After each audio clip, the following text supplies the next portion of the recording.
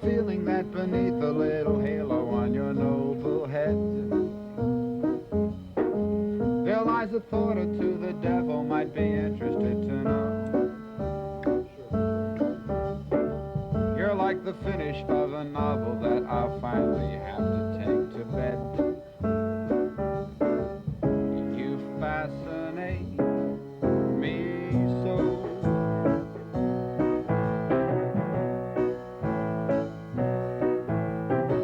I feel like Christopher Columbus when I'm near enough to contemplate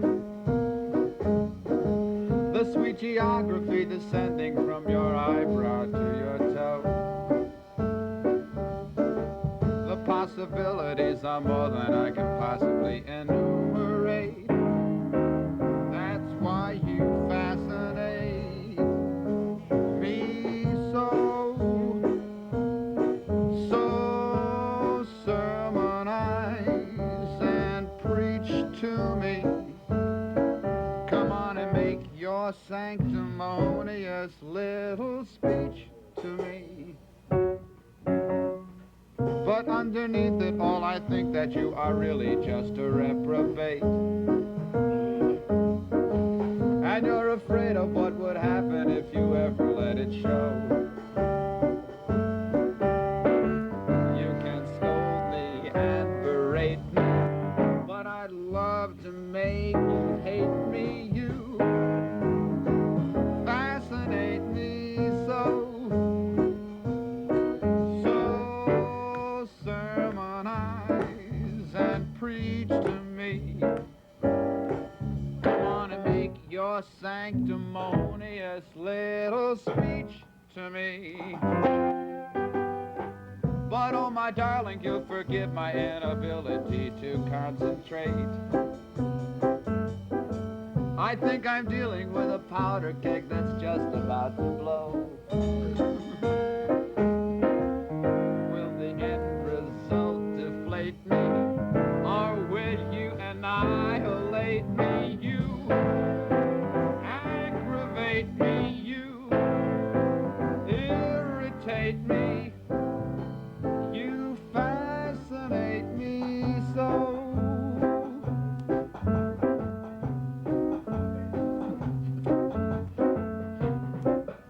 Look at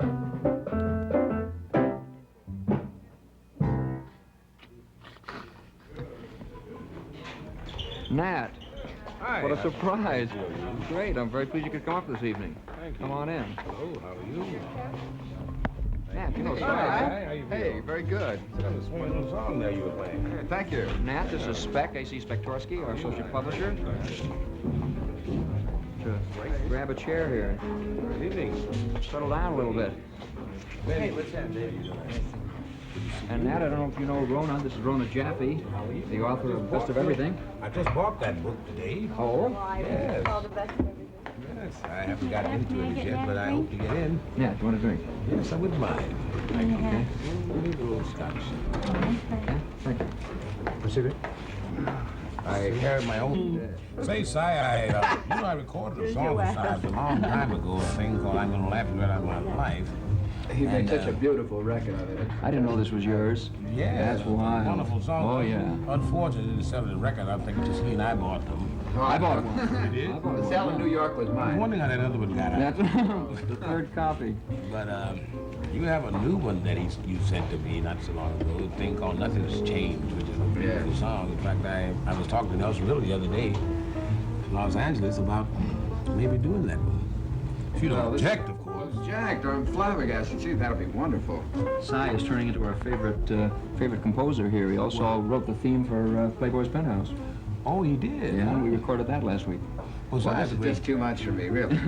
he's a great artist. In fact, he's always been one of my favorite pianists as well as composers. I've never had the chance to tell you, so I'll tell you publicly. Well, and I'd like to tell you, too, that I saw you at the Shapery, and it was truly inspirational. That's one of the greatest acts I have ever seen, by none.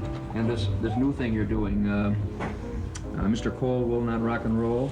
Oh, That's great. It's one of the greatest satirical numbers I've ever seen. A wonderful novelty thing. Are you going to, any chance you'll be recording No, I that? don't think I'll record it because I think if I record it, it will take the taste off of it. You know, the anticipation, they will know the thing backwards. This way, they don't know they'll have a surprise coming when I do it on the nightclub floor. In fact, you might know the kid that wrote it, Noel Sherman. Yes, I think I do know him. He wrote this thing for me quite a few years ago, and I was afraid to do it because at that time I didn't want to sound like a sorehead, you know, rapping rock and roll or something. But since it's with us, we must live with it. Yeah, and it's with us. So now I can sort of take a little smack at it and people laugh. Even the kids come in. The teenagers came in the other one nights. Oh, about a whole row of them. They heard that I was doing rock and roll. I was surprised if I wasn't doing it, but the little gags that I was doing in this part, in a couple of spots, that particularly on Mona Lisa, they thought it was sharp. Well, what's charming about it is... It's very good-natured, though. It's a real good-natured slap at it. I mean, it's not really and he parodies his own stuff, which is great. Mona Lisa and Nature Boy and all that. And then he says, well, famous hits. Mr. Cole won't rock and roll, and then he walks out and he says, yeah, kind of, I want it. Speaking of jazz, I heard you had a great concert here, which I'm sorry I missed, but I got a call from somebody from your organization in Lima, Peru. You were in Lima at the time? I've sit up in the hotel room and I get a phone call. I don't know the fellow's name right now. He called me in regards to this jazz concert. And he said, I want you to do a concert. I said, are you kidding? I said, I'm in Peru. He said, I know. I said, why don't you just call GAC right there in Chicago? Why are you calling it all the way down here? To hear me say no and waste all the money, you can get it right up there. He said, I just wanted to talk to you. Because you had a credit card, he wanted to use it. Well, as a matter of fact, Ella, who's going to be with us a little later on in the evening... I thought that was pretty tonight. funny, Hugh, and you didn't, you just brushed me. I'm sorry. That's good, I just got Stepping on your best material. It's not sincere. Say, by the way, I got to get that album of yours. Yeah, it's a groovy album. Did you really take that cover in the graveyard? In a cemetery. You really did. No props. No, there was really, well, how it happened was, is it okay to cop out? Yeah, you can Okay. tell the true story. You know, you're referring to the cover, the cemetery there. Well, what had happened is you know, you can't just sneak in a graveyard and take a picture. You had the permission? Well, Broad daylight. mission? no one signed any releases there. Cast of thousands, but... Hollywood is, you know, pretty wild, pretty You far took out it, kind of this was people. taken in Hollywood. In a Hollywood graveyard. Which one? Well, No commercials. I Oh, you can't tell. No. Oh, they don't want it advertised. Well, no, they didn't know about it. The people in the grave. Yard. Yard. Well, I mean, the caretaker. What happened is an eccentric millionaire, a friend of mine, who owns the property, and he really doesn't particularly dig the graveyard. Enjoy it, you know. And he asked me if I wanted to help him break the lease. So we went, that's a true. Is it really true? There's a lot of real freaks out there, you know. So that was it. So we said, let's go. But you know, he didn't want him to be irreverent and jump on the graves or anything like that. Just walk softly, have the picnic and split, and that was it. You know. Just a quiet, good taste picnic in the middle And of all the he grave. wanted to do was watch, and that was his kick. This is the album cover of Lenny's. Yeah. And it's Yeah, pretty it is far pretty out. wild. Pretty far It is. out. I'm going to get that album too. Yeah. I heard a lot about this. Especially since the A&R man is buried there. Since. Since. Yeah. Oh, they left him They there left this cover, yeah. after the album came out. Well, these talk albums are becoming a very big thing. Mort Saul's got a couple of them out, and the one by Let's see, there's Tom Lee here, was the... Blair, You mean just talking all the way through? Start. yes, the. Well, no, he does I can't piano think of, songs. Recitation. Yeah, monologue style, yeah.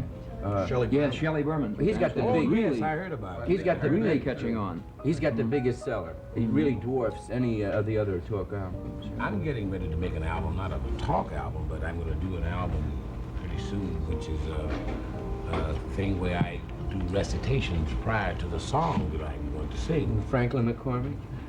No, Why not, do I not, love not you? quite that milky. Did you but- ever hear that one? No, this is Why a do I story. love you? This is a story. All songs are, you know, joined in to make a big story. And prior to each track, I say something leading into each song.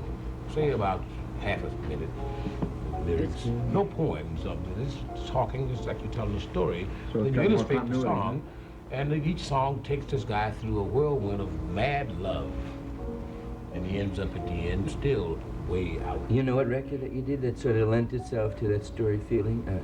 Haji Baba is a cool record that had that sort of feeling to it with the music that you were telling a story. I have kind of a surprise for us here tonight. We're talking about love, which is what